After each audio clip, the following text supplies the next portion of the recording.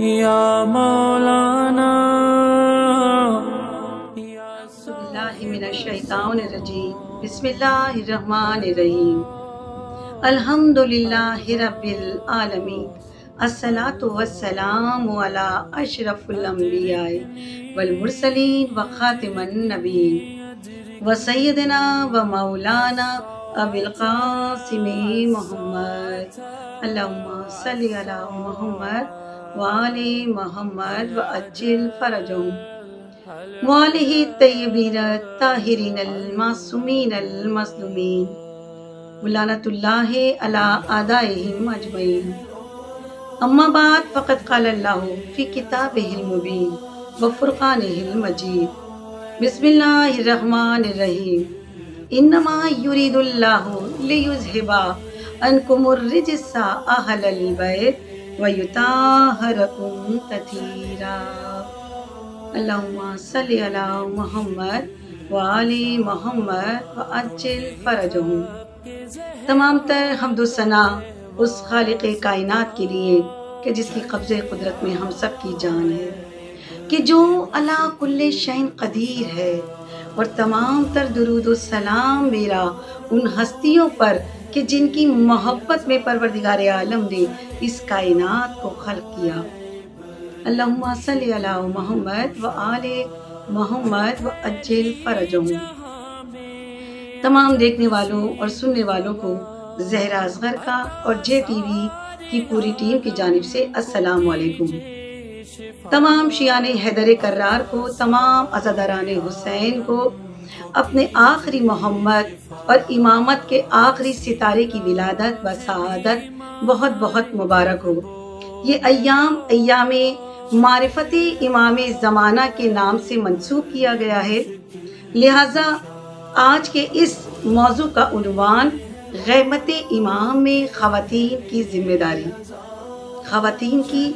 ذمہ داری۔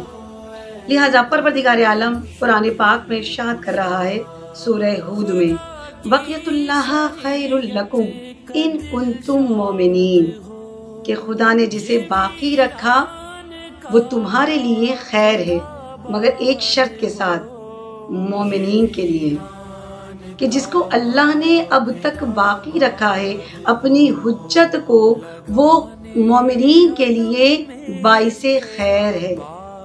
لہٰذا ہمارا وقت کا امام ہم سے کیا چاہتا ہے، کیا طلب کرتا ہے، لہٰذا ہماری ذمہ داری کیا بنتی ہے، منتظر امام ہیں ہم، لہٰذا انتظار کسے کہتے ہیں؟ انتظار دو قسم کے ہیں، ایک وہ انتظار کہ جو ہمارا امام پردہ غیبت میں رہ کر رہا ہے، ایک وہ انتظار جو ہم اور آپ کر رہے ہیں۔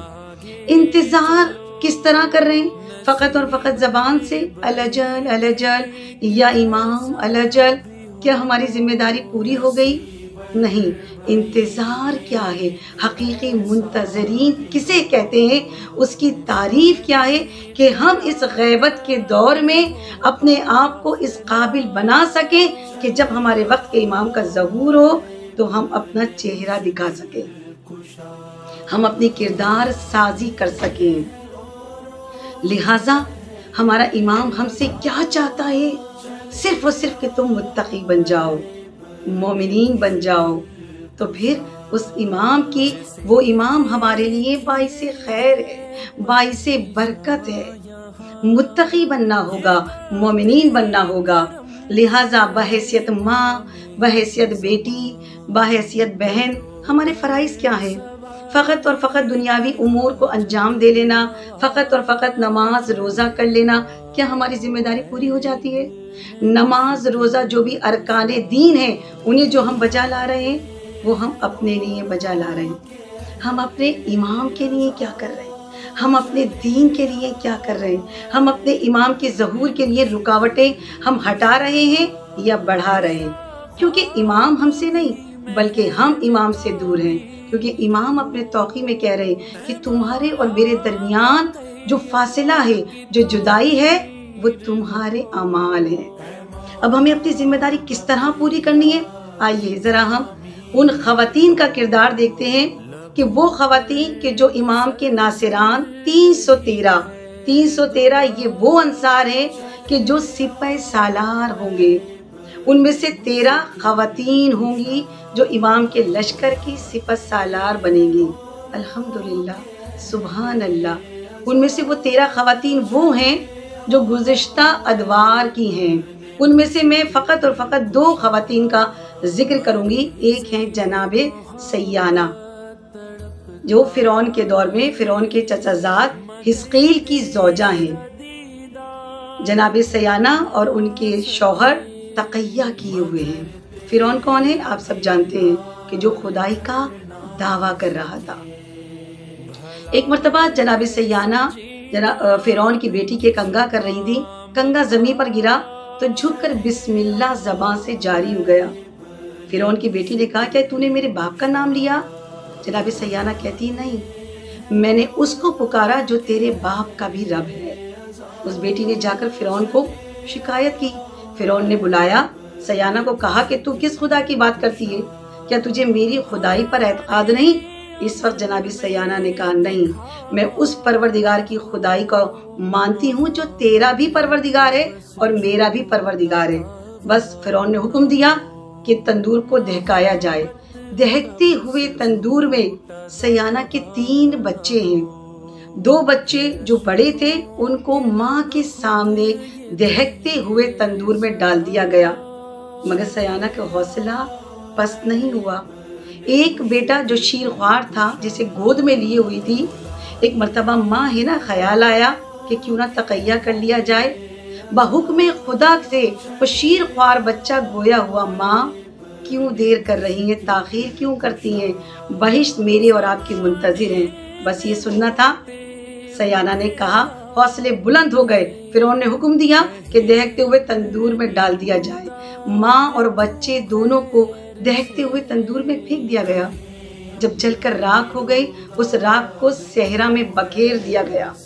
یہ ہے جناب سیانہ۔ دوسری عظیم خاتون کون ہے؟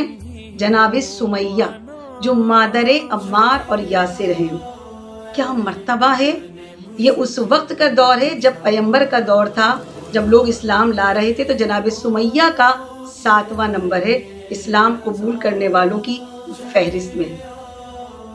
لہٰذا ابو جہل چاہتا یہ تھا کہ کوئی بھی اسلام قبول نہ کرے، لوگوں کو گمراہ کیا کرتا تھا، اور اگر جو اسلام قبول کر لیتے تھے ان کو سزا دیا کرتا تھا۔ لہٰذا مادر سمیہ کو بلایا اور ابو جہل نے کہا کہ ابھی بھی وقت ہے کہ تو اسلام سے باز آ جا۔ جناب سمیہ نے کہا کہ نہیں، میں ایمان لے آئی ہوں، اللہ ایک ہے اور محمد مصطفیٰ صلی اللہ علیہ وآلہ وسلم اللہ کے رسول ہیں۔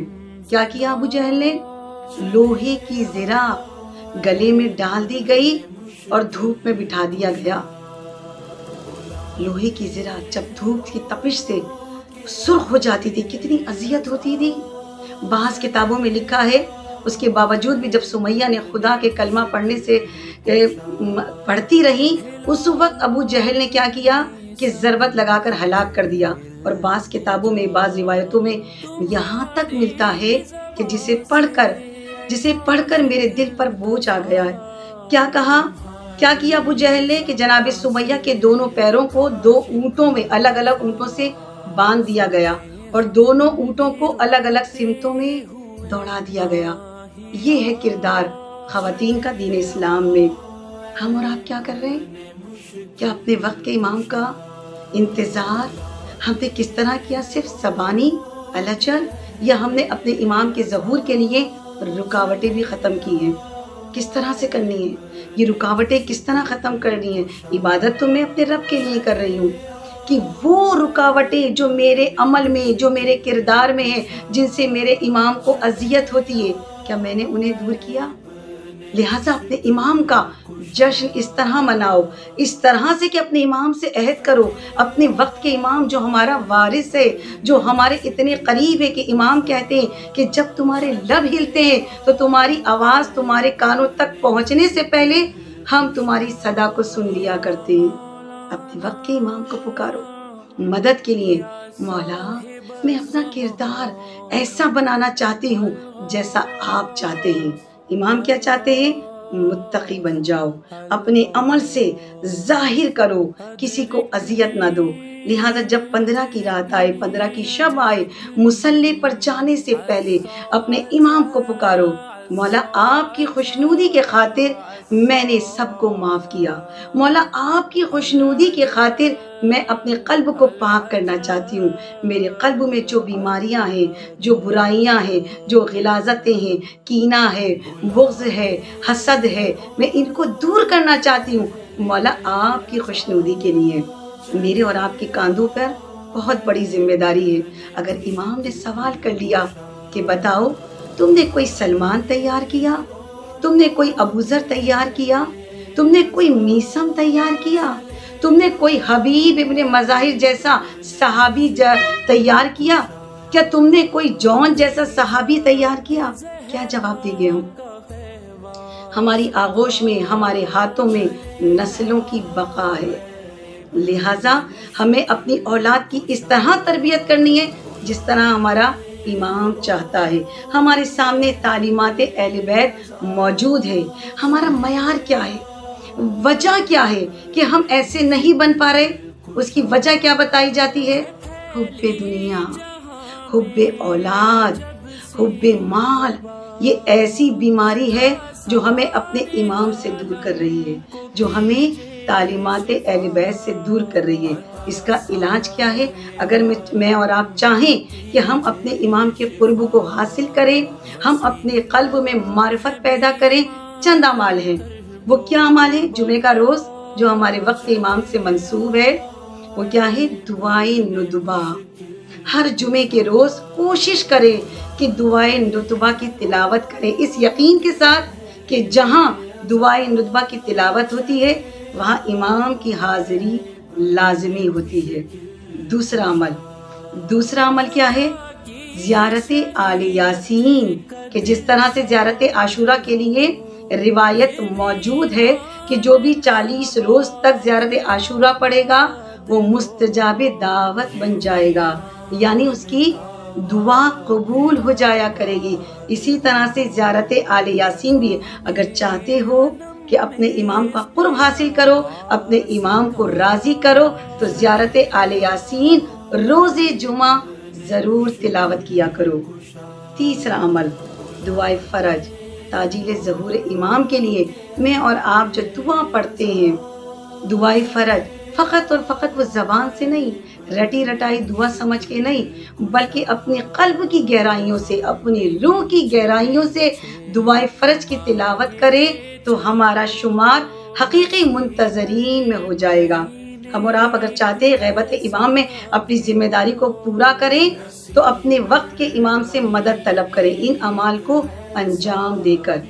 चौथा अमल वो कौन सी नमाज है? वो इस्तिग़ासा इमामी ज़माना है। अगर आपको कोई हाजत पेश हो, अगर आप किसी मुश्किल का शिकार हो, अपनी हाजतों की कबूलियत के लिए, अपनी रफ़ाए मुश्किलात के लिए 2 रकत नमाज हाजत पढ़ो। और सबसे बड़ी हाजत क्या है? कि हमारे वक्त के इमाम का ज़हूर हो जाए। लिहाजा इस नियत से इस नमाज को अदा करो। 2 रकत नमाज़ें मफाती में मौजूद है, आप सब जानते हैं कि जिसमें इय्याका नअबुदु व इय्याका नस्तईन 100 टाइम्स तिलावत करनी है। फिर ज़िक्र रुकू को 7 मरतबा, ज़िक्र सजूद को 7 मरतबा तिलावत करनी है। ये वो वाली नमाज है। लिहाजा इस नमाज को इस नियत से अदा करो कि हमारे वक्त के इमाम के ज़हूर में ताजील फरमाए परवरदिगार आलम। अरीज़े भी लिखते हैं हम और आप, क्या मांगते हैं? मौला औलाद दे दे, मौला बड़ा घर दे दे, मौला गाड़ी दे दे, मौला औलाद की खुशियाँ दे दे, मौला ये दे दे, मौला वो दे दे। दुनिया दुनिया दुनिया तलब कर रहे हैं। कभी हमने तलब किया कि मौला कुछ नहीं चाहिए, मौला सब कुछ है, फ़कत आप आ जाइए। आप अब इस साल अगर आप अरीज़ा लिखें अपने इमाम को रूह की गहराई से, कल्ब की गहराई से, इस तरह से बिलक बिलक कर दुआ करना, अरीज़ा लिखना जिस तरह से एक माँ अगर उसका बच्चा उसकी आंखों से ओझल हो जाए उस तरह से दुआ करना। यूसुफ ज़हरा कि जो कितने सालों से ओझल है उसकी ताजील के लिए दुआ करो, अरीज़ा लिखना। इंशाअल्लाह मौला के ज़हूर में जल्द से जल्द ताजील होगी। ربنا تقبل منا انک انت السمیع العلیم، اس دعا کے ساتھ کہ بار الہ ہمارے اس ذکر کو، تعلیمات معصومین کو سمجھ کر عمل کرنے کی توفیق عطا فرمائے۔ بار الہ تجھے واسطہ ہے مولائے کائنات کا، تجھے واسطہ ہے بی بی کے شکستہ پہلو کا، تجھے واسطہ ہے زینب و کلثوم کی اسیری کا، ہمارے وقت کے امام کے ظہور میں تعجیل فرما اور ہم سب کو حقیقی منتظرین میں شمار فرما، اور ہم سب کو اپنی ذمہ داری کو ادا کرنے کی توفیق عطا فرما، آمین یا رب العالمین۔ چلے آؤ اے ابن مشکل کشا،